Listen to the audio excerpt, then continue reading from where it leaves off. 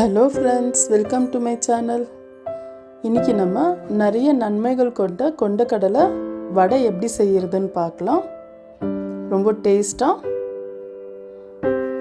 வாங்க எப்படி செய்கிறதுன்னு பார்க்கலாம்.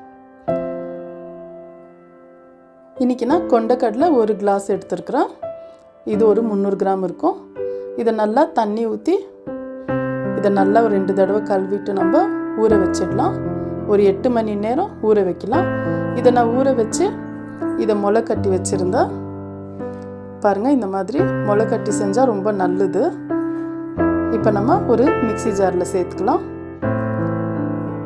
இது கூட நான் ஒரு பீஸ் இஞ்சி சேர்த்துக்கிறேன். காரத்துக்கு தகுந்த மாதிரி ஒரு பச்சை மிளகா 4-5 சேர்த்துக்கிறேன். ஒரு கொத்து கருவேப்பிலை சேர்த்துக்கிறேன். இப்போ ஒரு 10 பல்லு பூண்டு சேர்த்துக்கிறேன். பூண்டு கொஞ்சம் அதிகமாக சேர்க்குறேன்.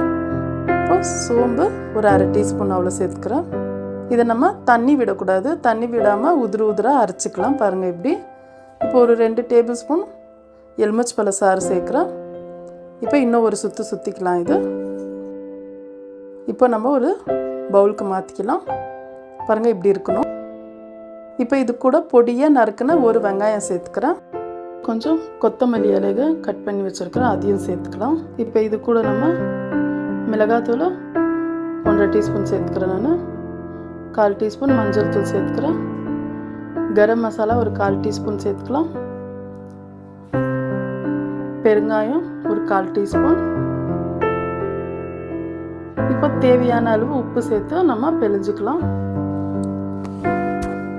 இதை நல்லா பிழிஞ்சு நம்ம நல்லா இதை உருண்டை பிடிச்சி ஒரு தட்டில் வச்சுக்கலாம். பாருங்கள் இந்த மாதிரி.